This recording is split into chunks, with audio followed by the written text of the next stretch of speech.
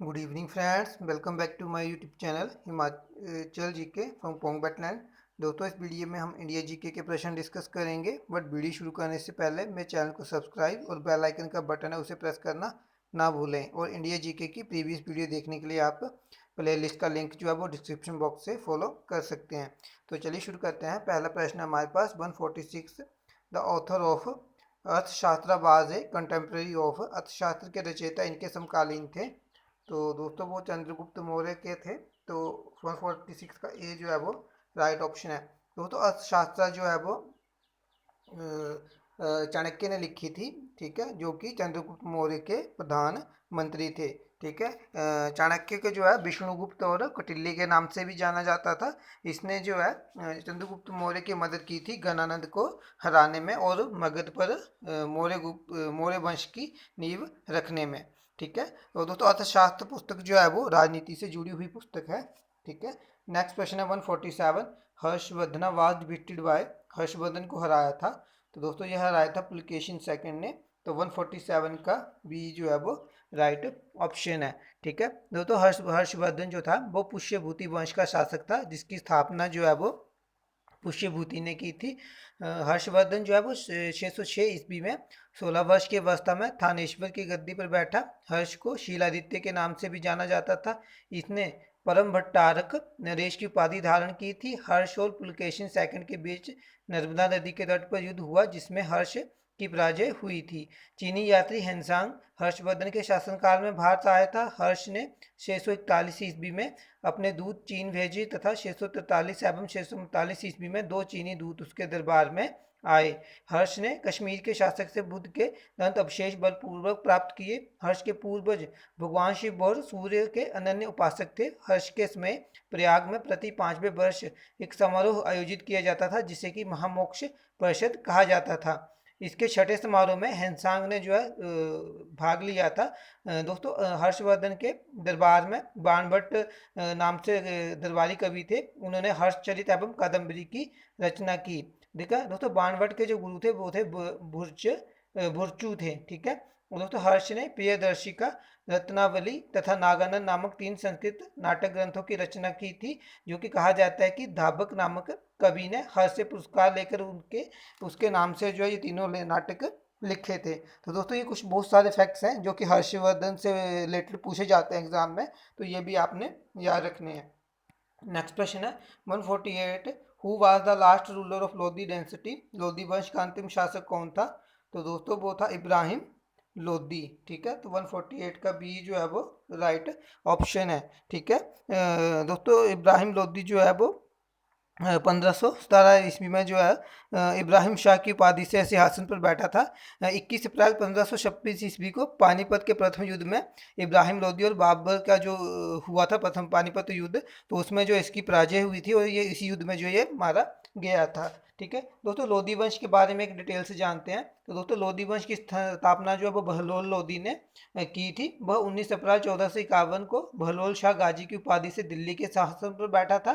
ठीक है, और दोस्त इसके साथ वो प्रथम अफगान शासक था, जिसने कि भारत पर जो है वो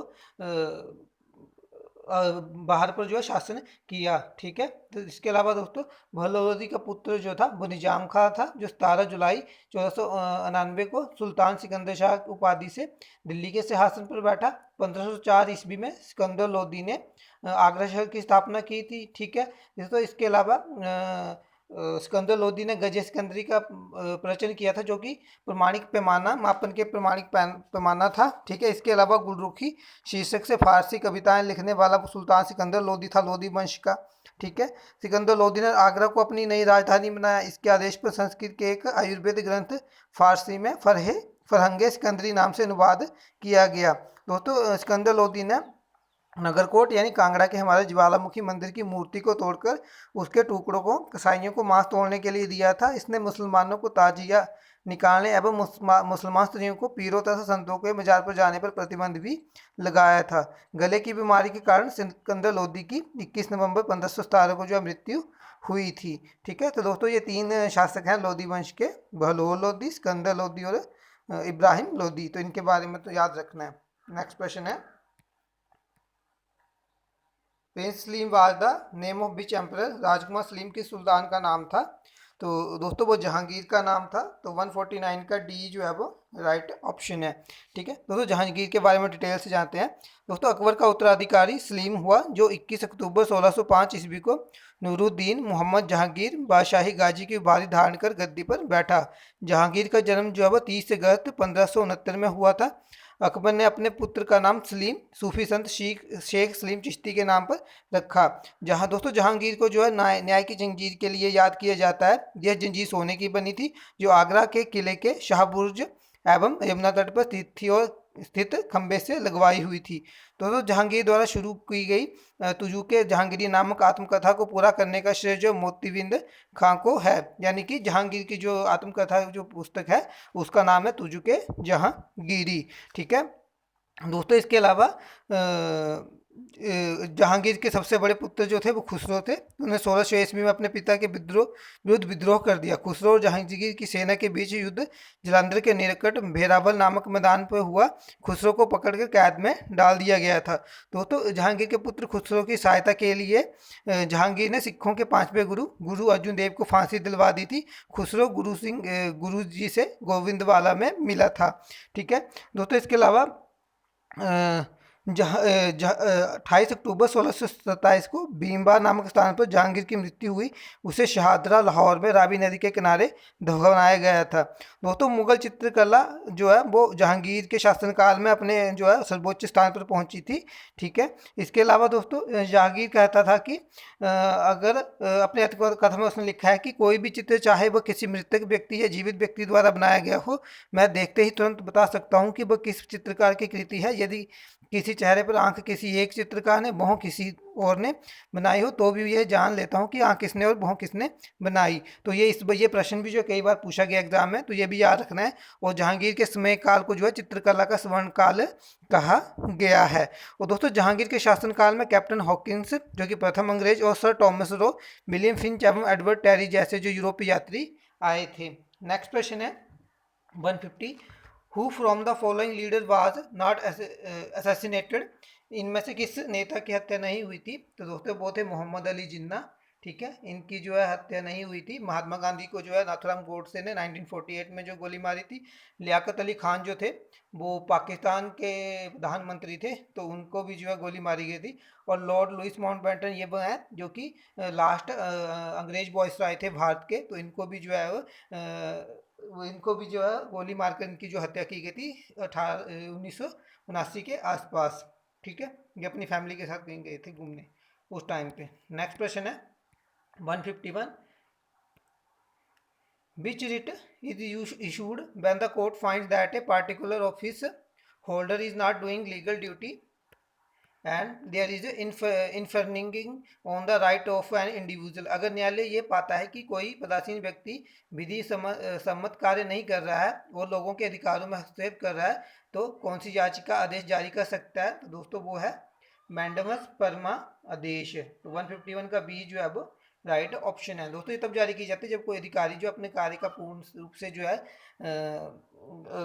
नहीं करता है। ठीक है, तो उस पर जो है ये आदेश जारी किया जाता है। यानी वो कोई अधिकारी किसी के काम को लटकाता है तो उस पर जो ये रिट जारी की जाती है। 152 है, which article of Indian constitution provides for the employer to give maternity benefit to its employees. भारतीय संविधान के किस अनुच्छेद के अंतर्गत नियोक्ता अपने कर्मचारियों को मातृत्व सहायता प्रदान करता है? तो दोस्तों वो करता है अनुच्छेद 42। ठीक है, अनुच्छेद 42 में जो है इसके बारे में दिया गया है कि जब कोई लेडी जो है वो माँ बनने वाली होगी तो उससे किस प्रकार कितनी छुट्टी या जो भी है क्या क्या सहायता दी जाएंगी अगर वो एम्प्लॉय है कहीं पर अगर काम करती है तो। ठीक है, 153 है, पार्लियामेंट इंक्लूड्स, संसद के अंतर्गत है। तो दोस्तों संसद के अंतर्गत आता है लोकसभा, राज्यसभा और भारत के राष्ट्रपति। तो 153 का सी जो है वो राइट ऑप्शन है। नेक्स्ट क्वेश्चन है 154, tides are caused by the gravitational pull of the, ज्वार भाटा होता है इनके गुरुत्वीय आकर्षण से। तो दोस्तों वो होता है सूर्य और चंद्रमा का जो गुरुत्वाकर्षण है उसके कारण। तो 154 का सी जो है वो राइट ऑप्शन है। नेक्स्ट क्वेश्चन है 155, winds blowing constantly in one direction in rocky desert form शैली मार्शल में लगातार हवा की एक ही दिशा में बहना बनाता है। तो दोस्तों ये बनाता है यारडांग्स। ठीक है दोस्तों, यारडांग्स से जो है खड़े से पहाड़ होते हैं या छोटे छोटे खड़े पहाड़ होते हैं। ठीक है, जिनका क्या अपर्दन सामने दिखता है कि उनका जो है वो अपर्दन हुआ है या उनसे जो है मिट्टी जो है उड़कर कहीं गई है। 156 है, the density of population in any region is measured by numbers of. जनसंख्या का घनत्व किसी क्षेत्र में मापा जाता है इससे। तो दोस्तों वो लोगों से मापा जाता है। तो 156 का ए जो है वो राइट ऑप्शन है। ठीक है, 157 है, which Indian state does not share international land and border. कौन सा भारतीय राज्य अंतर्राष्ट्रीय भूमि सीमा से जुड़ा नहीं है। दोस्तों वो एमपी है, मध्य प्रदेश है। तो 157 का डी जो है वो राइट ऑप्शन है। 158 है, which is the largest irrigation canal in India. भारत में सबसे बड़ी सिंचाई नहर कौन सी है। दोस्तों वो इंदिरा गांधी नहर है। तो 158 का बी जो है वो राइट ऑप्शन है। नेक्स्ट क्वेश्चन है 159, Delhi gets winter rainfall due to. Delhi में शीतकालीन वर्षा होती है इसके कारण। तो दोस्तों ये होती है वेस्टर्न डिस्टर्बेंसेस यानी पश्चिमी विक्षोभ के कारण। तो 159 का भी जो सी है वो राइट ऑप्शन है। नेक्स्ट क्वेश्चन है 160, विच is the first public sector corporation of independent India. स्वतंत्र भारत का पहला सार्वजनिक क्षेत्र का संस्थान कौन सा था। तो दोस्तों वो था दामोदर वैली कॉरपोरेशन। तो 160 का डी जो है वो राइट ऑप्शन है। ठीक है, नेक्स्ट क्वेश्चन है 161, what are the blood corpuscles that help to build up resistance against disease. कौन सी रुधिर कणिकाएं रोगों के प्रति प्रतिरोधक क्षमता बढ़ाने में सहयोग करती हैं। दोस्तों वो है ल्यूकोसाइटस। तो 161 का ए जो है वो राइट ऑप्शन है। नेक्स्ट क्वेश्चन है 162, N alloy used in making heating elements for electric heating devices is. विद्युत तापीय उपकरण के तापीय अवयव बनाने में प्रयुक्त मिश्र धातु है। तो दोस्तों वो है नाइक्रोम। तो 162 का सी जो है वो राइट ऑप्शन है। ठीक है, तो दोस्तों ये थे आज के प्रश्न इस वीडियो में। तो आई होप आपको वीडियो अच्छी लगे। अगर आपको वीडियो अच्छी लगती है तो इसे लाइक करें, शेयर करें, मेरे चैनल को सब्सक्राइब कर लें। नेक्स्ट वीडियो में मिलेंगे, तब तक के लिए गुड बाय। जय हिंद, जय भारत, जय हिमाचल।